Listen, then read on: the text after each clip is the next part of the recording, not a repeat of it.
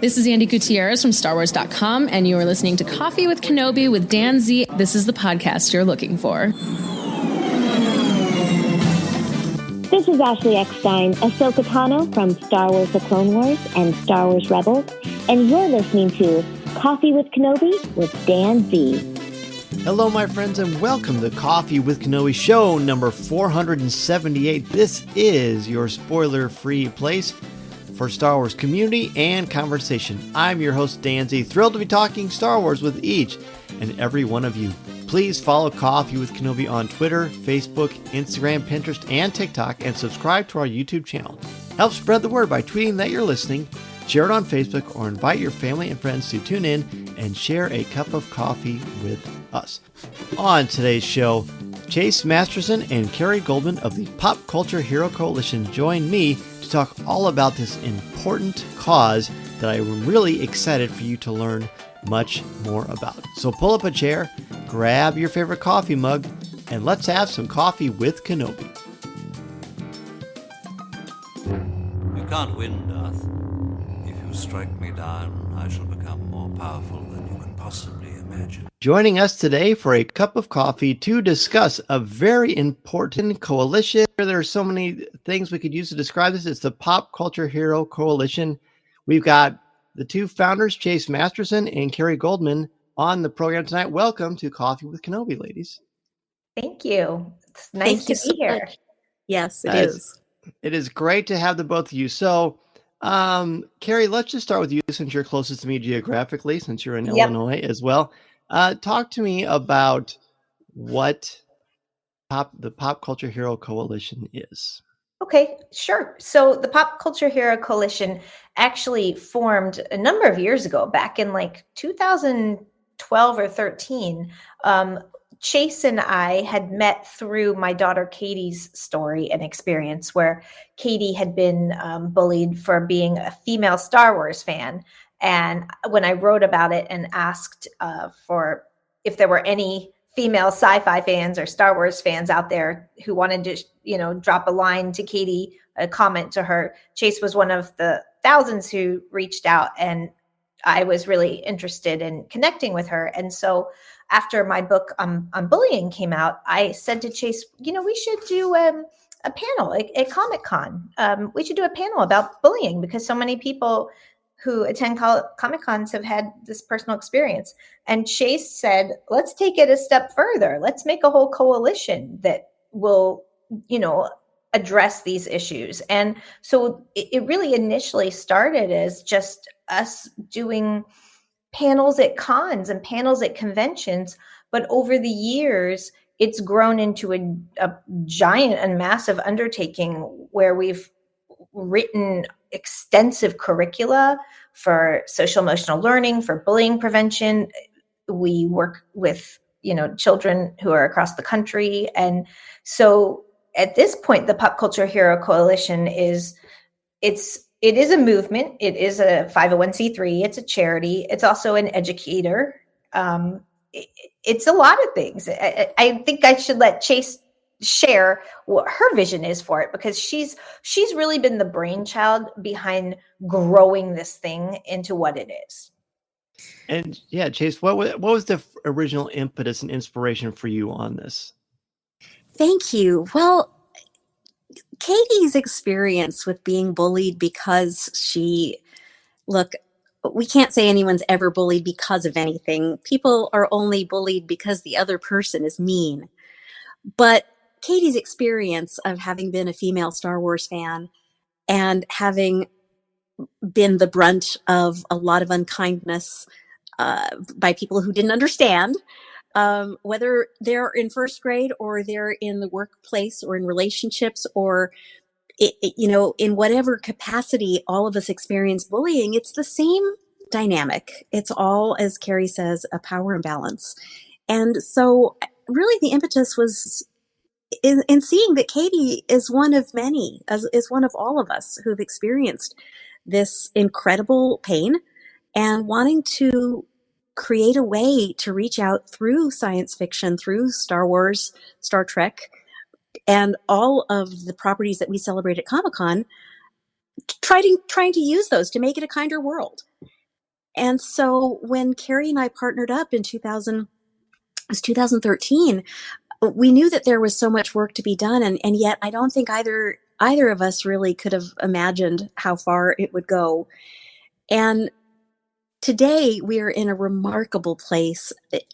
It's really Carrie's brainchild that this work is built out so completely thoroughly, taking us from being an anti-bullying or bullying prevention organization to one that really teaches the foundations of empathy and mental health, which is the real key. Mentally healthy people don't bully each other. Mentally healthy people support and encourage and uphold each other to be exactly who they want to be. And here we are. We're doing this work on a really vast scale. And I think what's fun about it, because, these aren't fun topics, right? Like talking about bullying, talking about your social vulnerabilities. These things are really difficult and painful for adults and especially for children. And so we use a back door, which is the fandom. We use the love of the stories. We use the pop culture stories, and we connect with kids. So, for example, if we want to talk about, feeling anxious or insecure and how being anxious and insecure can sometimes propel us to make harmful choices, to help kids get a sense of what that might look like, we might talk about Anakin, who, was so terrified of losing Padme that it propelled him to make choices that weren't good. And so we say to kids, you're just like, the human condition. It exists in all of our favorite stories, all these heroic journeys. Characters have the same vulnerabilities as you do. And so to make it a little easier, you might have a kid who doesn't want to share the story of his or her or their own depression, or a child who might not want to talk about his or her or their own flaws, but maybe they can tap into talking about, Rey or Finn, or just a character who has had a similar experience. It gives you a metaphor, a way to access the lessons, which are the social emotional learning skills. Right? We get to access talking about the resilience. We access talking about empathy and perspective taking and all these things, but through making it like this dynamic discussion about somebody's fandom. This is just absolutely perfect that you're both on the show, because I'm not sure how much you know about our story, but I'm an educator. I've been teaching at the high school level for 16 years, and I met my wife at our high school. She is a counselor. Oh. And so the two That of is us work perfect. together. Yes, the two of us work together frequently on these sorts of things. And I have always said that, to me, the fact that I get to teach literature is so important, because I feel like and I'm biased, but I feel like I teach empathy. Mm-hmm. When you read a novel, when you read a story, you have to understand things from another person's point of view. You have to walk in their shoes. That's part of the point of reading these amazing pieces of work.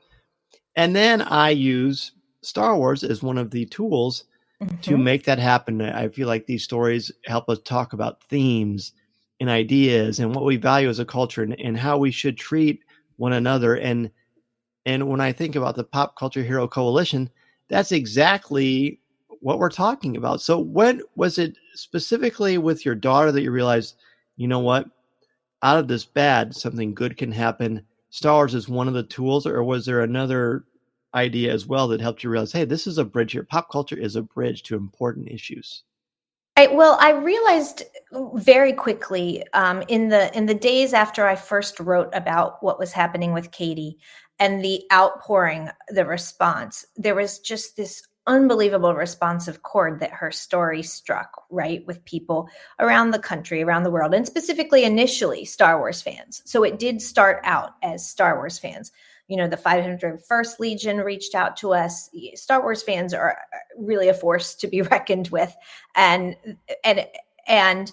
what I thought was interesting was, wow, at the time, my little first grader had an experience that was touching and bringing up memories for people in their 50s and 60s of what it had been like when they were teased in the lunch yard, in the play yard, 40 years ago at school. And what it does is it tells you this very unique pain, the pain of being mocked, it stays with you. It's not like 6 months later you've moved on. You may grow 6 inches, you may, meet all new people, but it might be that 16 years later, you still remember how you felt when somebody laughed at you in the lunchroom. And so I think what happened was this idea of this is such a universal feeling, this feeling of wanting to be accepted by others, wanting to like what we like, wanting to, be who we are. And basically it spread into other genres. Well, Chase, for example, brought into it many of the same lessons that are in Star Trek, all of these same concepts and lessons. And then it just, there was the Harry Potter universe, and there were just like infinite places to go with this. And so it made sense to say, okay, what are the iconic stories that children know? And how can we use these iconic stories, Star Wars being one of many, to reach out to kids? Now you use Black Panther, we use the Avengers, you use Marvel, Wonder Woman. There's really no limit, because any story that follows that heroic journey arc is going to sort of hit the boxes of dealing with mentors and allies and enemies. It's going to hit the boxes of dealing with crossing a threshold, of dealing with your challenges. And so we basically are able to take this literature concept, but then it transcends into social emotional learning and bullying prevention for our purposes. And so that's the spin that we put on it. And you hope that the people that we're trying to reach will have their own apotheosis and find a new way, find a new path. Right. And you I think speaking my language. And a big part of that actually is focusing on characters who are flawed. It's looking at Killmonger in Black Panther. It's looking at the characters who have had tragic courses, because, not every kid is going to be Luke Skywalker. We need to help kids connect with and learn that you have to have empathy for Killmonger. He became who he is because of such great abandonment and loss and tragedy. So, that is something that a lot of kids can connect with. And whereas there are kids who will connect primarily with Luke or Leia, we need characters that are a wide variety of life experiences. And that's out there. Killmonger is the I think maybe the best example of that. Yeah. I mean, that movie alone is such a masterpiece, but it is the way to talk about racism and understand things from another person's point of view is very, very powerful. Yeah. Chase, are there certain stories that you have found that you've gravitated towards besides Star Wars that you just thought this is another tool for our toolbox? Thank you. I would echo what Carrie said about Killmonger and Black Panther, particularly with T'Challa becoming a reluctant king and having all of the doubts that he had about his ability to walk into his father's footsteps, and all of the temptations to follow in or to go back against Killmonger in violence, to meet violence with violence. And particularly Nakia's line to him, you get to decide what kind of king you want to be, is so chilling to me. And isn't that the absolute story of all of us, truly, and particularly of kids who are at the forefront of making either extremely healthy or extremely deadly choices for themselves and for other people? They could either become a drug lord or someone who leads in massive amounts of change and healing for themselves and their communities. And when you think about that, we get to make those choices every day. Some of us aren't on the forefront of we're not on the forefront of violence physically, but people make choices for psychological violence all the time. And it can happen in the smallest comments when you're watching television and somebody says, oh, she gained weight, or, oh, he looks old, or something like that. Then that's what teaches children to be critical and to bully and to be judgmental and lack empathy and to create othering. And what I love so much about what Carrie has done and what I respect so much from the very beginning of this journey is that Carrie came into this very initially that night with Katie as a concerned parent. But Carrie also, while keeping that, turned herself into an expert and did a huge amount of research and wrote a book published by HarperCollins, Bullied: What Every Parent, Teacher, and Kid Needs to Know About Ending the Cycle of Fear. And it has become a huge resource with Carrie using its work in the coalition's curriculum, which she's created along with psychologists, and also just on its own. Carrie wouldn't say this or hasn't yet, so I'll jump in and say it. It was number one on Amazon in 2 different categories recently. And so it's just wonderful to see all of the ways that this, as you mentioned, that this painful experience has turned into a grand, massive amount of healing. Yeah. I there's so many things that I'm curious about, but I guess I want to start with, when did you first realize that this was working? That this was, we've mentioned and we talked about how this has been growing and growing. When did you first realize we are onto something here? We are changing lives. I think talking to people like you who have been like, oh my God, this is absolutely what we should be doing. This makes so much sense.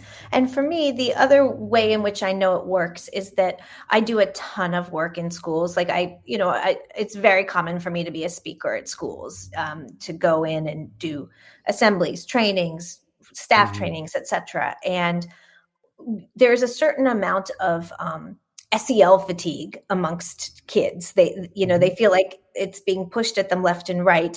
And, sometimes they get a little bored with it, or they just don't feel safe with it, or they have SEL fatigue.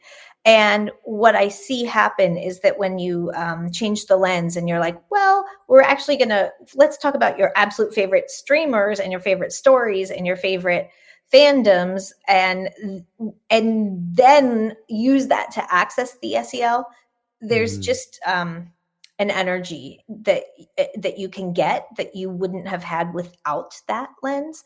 And so that really shows, oh, this works, because kids get excited about their fandoms. I mean, the fandom is the part that's where the connection is, right? The human connection. And so no one's going to share their vulnerabilities if they don't feel safe and connected to the people around them anyway. So the first step with any group of children in a class, in an advisory, in a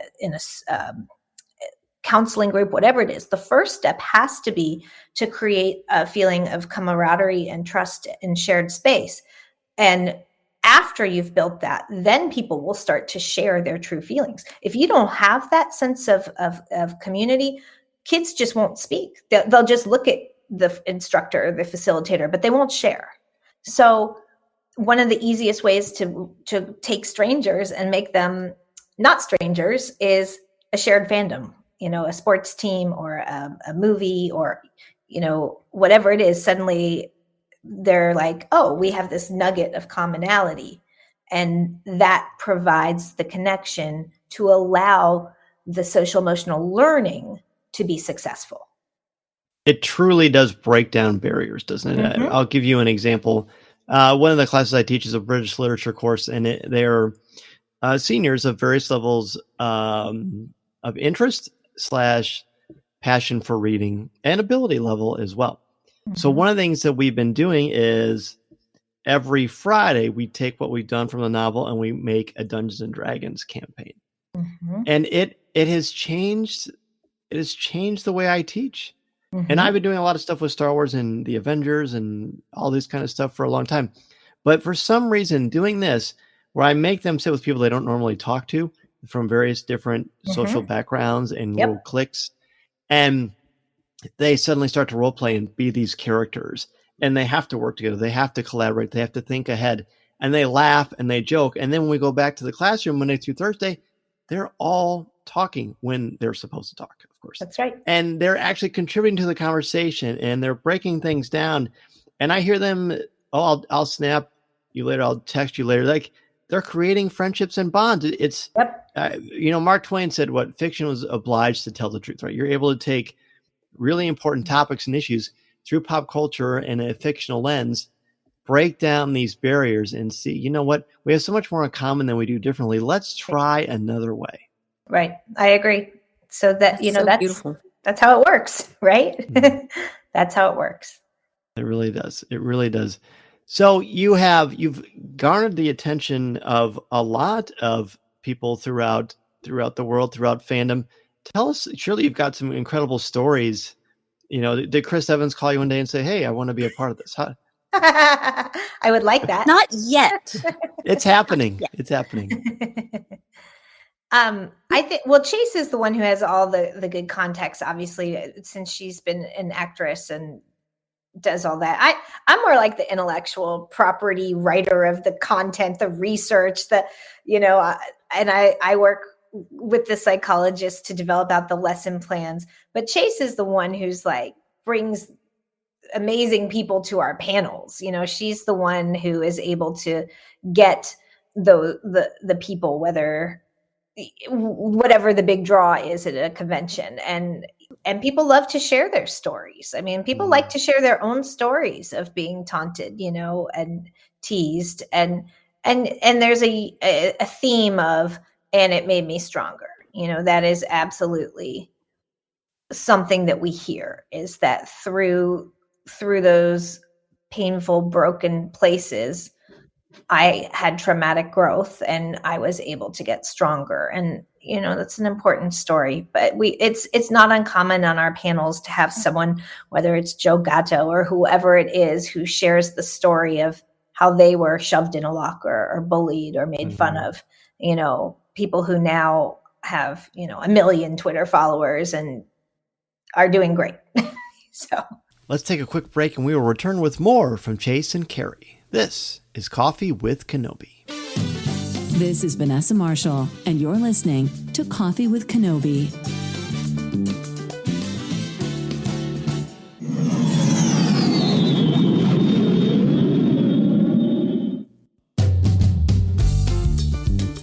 Yeah, well, Carrie, you found Joe Gatto, who has been an incredible, really, truly just incredible supporter of our Be Kind campaign, which we'd love to tell you about in a minute. But yes.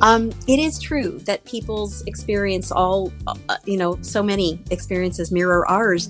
I'll just say this. I'm grateful to have done a TED Talk in which I talk about a line that particularly inspired me through an incredibly difficult period of time of my life. And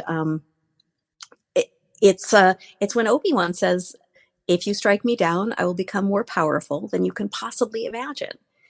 And I realize every time I write that, which was earlier today for some reason, that is not just our personal power, but it's our connective power with other people who have experienced the same things, the lack of kindness and the fear. And it's our tapping into the Force. And the connections have been amazing too, right? Like in 2015, there's a boy who, for his Make-A-Wish, he had cancer, and his Make-A-Wish, he wanted to go see the filming of Episode 7 in London. And so Lucasfilm, he was Katie's age at that time. She was at that point in 5th grade. Lucasfilm said, wouldn't it be more fun for him if he had another kid there? Let's have Katie and her family come, because they knew Katie's story. So we went and we became friends. Obviously, we did this amazing thing together. And the boy went into remission, Andrew. And a couple years later, very shockingly, his leukemia came back. And he was pretty down at that point. And I was able to reach out to some of my Star Wars contacts. And I said, this kid really needs your support. And a bunch of different people from Star Wars put together a private video YouTube message, including Mark Hamill, for this kid, saying, "You've got this, Andrew. We hear things are hard. You can do this."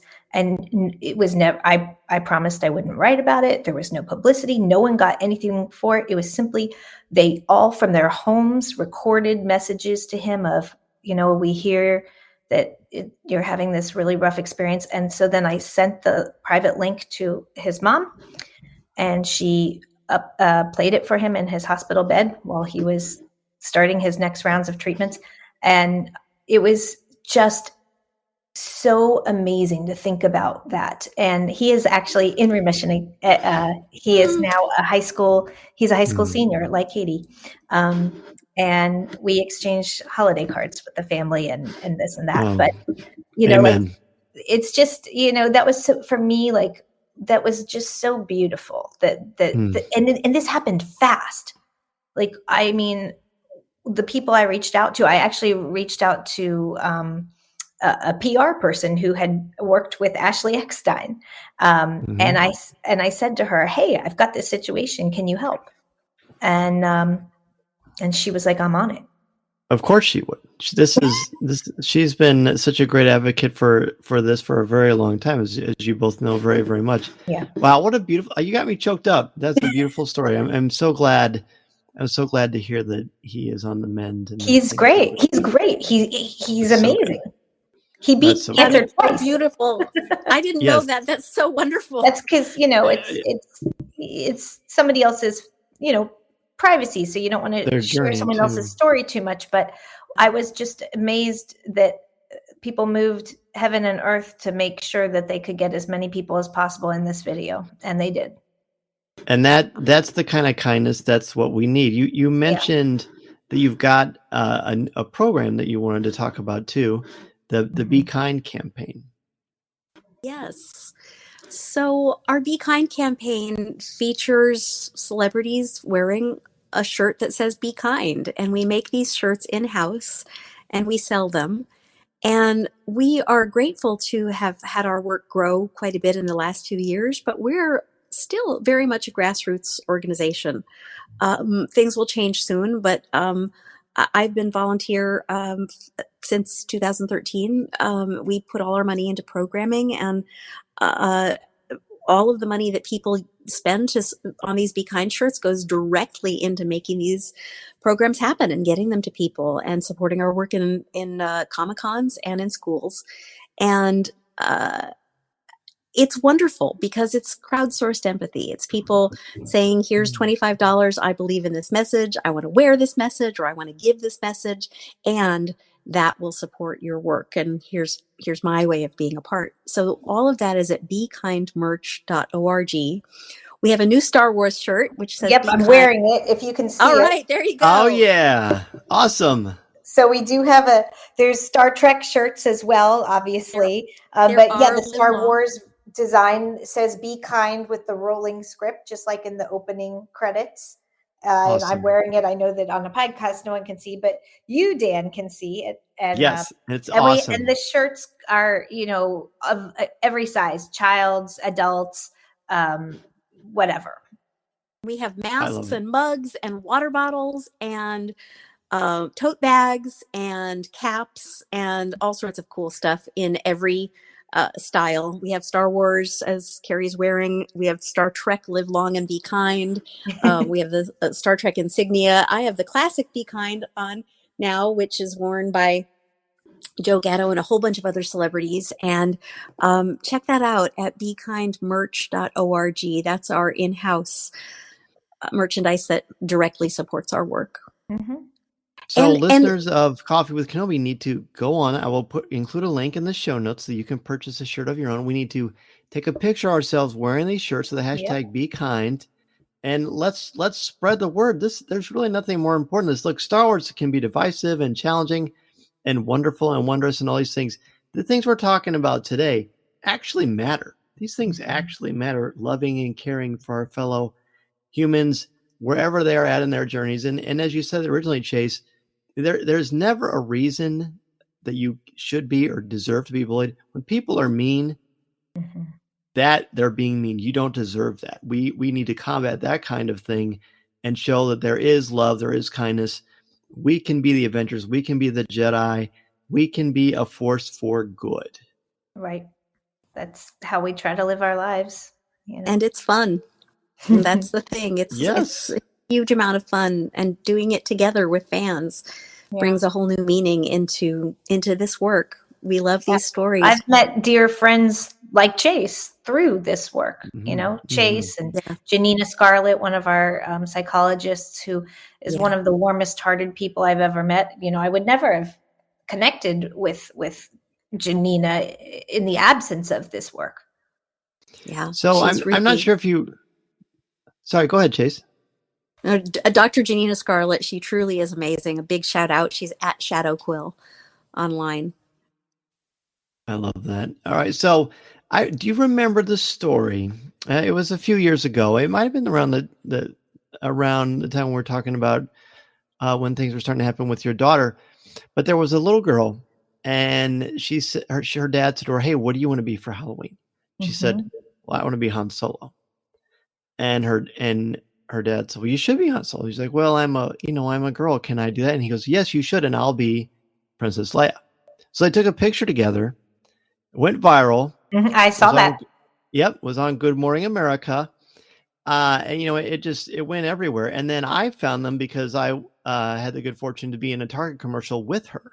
And so we all got to share our stories. And the whole purpose of the campaign was, people who celebrate their fandom in unique ways. My angle was the teacher who used Star Wars. Hers was the fact that, Star Wars is for everyone. Right? I can be a girl and I can dress up like Han Solo. And, look at her now. There are a lot of inspiring stories out there like that. Those are the things we need to be shouting and celebrating to people. Absolutely. And especially, with gender really being recognized as more as a spectrum anyway, I think that it's even more important not to pigeonhole and label Star Wars or any fandom as being for a boy or for a girl, because those binary views of the world are a little outdated. There's actually two projects that the coalition has done that relate to the subjects that we've been talking about for the last few minutes. One is a comic book that one of our team, Raymond Litzter, created about gender and inclusion and LGBTQIA plus kids being able to accept themselves and have their own identity in the most powerful, enthusiastic, celebratory way. And of course, why not? Unfortunately, it's mind-boggling that the depression rate of LGBTQIA kids is so high. And I think that's something that society needs to take on. And so one of the things that we've done to counteract that is to create this celebration comic book.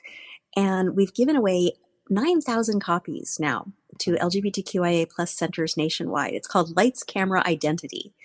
And it's a beautiful piece of work that we partnered with Centerlink, which is an organization that is basically the hub for LGBTQIA centers. So that's one way of us using pop culture to celebrate people's identity. And then there's another comic book, back to what Carrie was saying about reaching out to kids with cancer.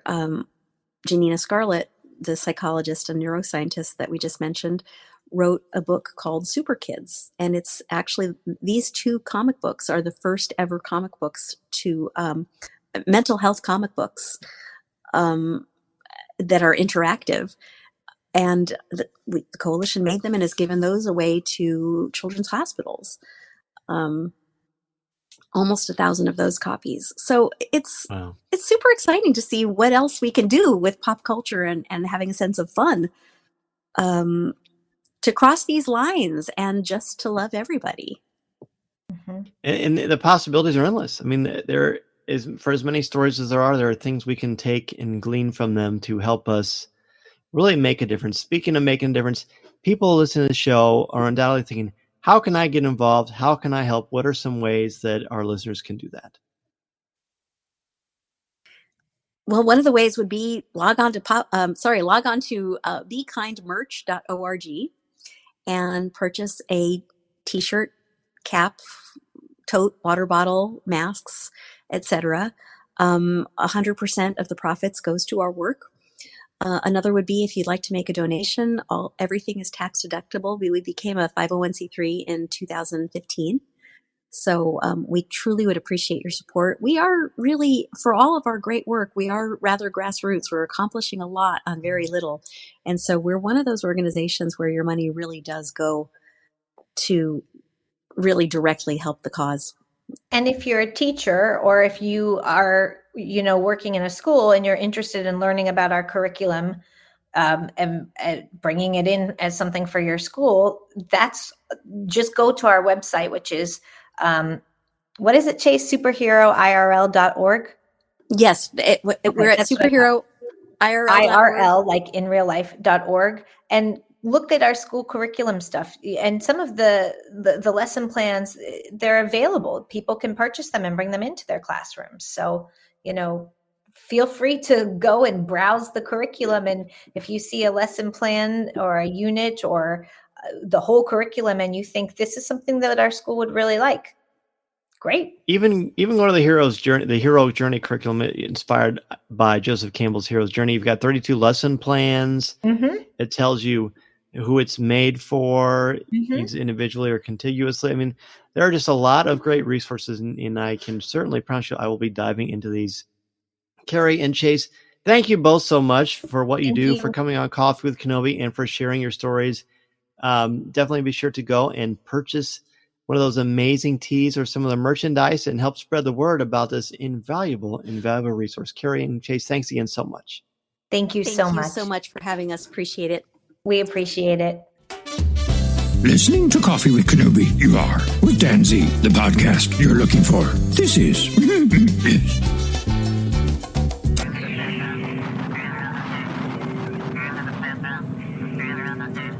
Thank you again to Carrie and Chase for joining us to discuss all about the Pop Culture Hero Coalition. I will again have links to all of the things that they talked about on today's show notes.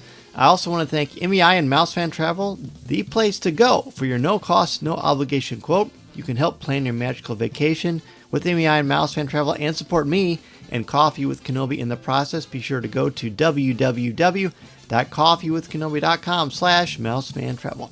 Please join me on Monday nights on CWK Live at 7 o'clock p.m. Central Standard Time at www.coffeewithkenobi.com/live or www.facebook.com/coffeewithkenobi. You can also go to our CWK Cafe Facebook group at www.coffeewithkenobi.com/community for Star Wars thoughts, comments, reviews, and opinions in a family-friendly, spoiler-free place that is also drama-free. If you want to help out Coffee with Kenobi in a different way, then go and join the CWK Alliance at www.coffeewithkenobi.com/support. This is where you can get access to CWK Prover, the exclusive audio and video podcast not heard anywhere else. And of course, 10% of your monthly contributions go directly to the St. Jude Children's Hospital to help out those amazing kids and their families. You can go to www.coffeewithkenobi.com for Star Wars news, announcements, reviews, videos, and so much more. And speaking of news, I'm sure you saw that this week Disneyland After Dark was announced as far as the scheduling change. So we adjusted the podcast meetup to May 26th, which is going to be the Thursday of celebration. So you can still go to the podcast meetup on Thursday the 26th and go to Disneyland After Dark on the 27th, that Friday. Email me at danz@coffeewithkenobi.com. Connect with me on Twitter at Mr. Zer, MRZEHR. You can find me on Instagram at danzercwk and also on LinkedIn. And by the way, Coffee with Kenobi is now on LinkedIn as well. We'll be on social media. You can find us on Twitter, Instagram, Pinterest, and TikTok. You can give the show a like on Facebook at facebook.com/coffeewithkenobi and subscribe to our Coffee with Kenobi YouTube channel.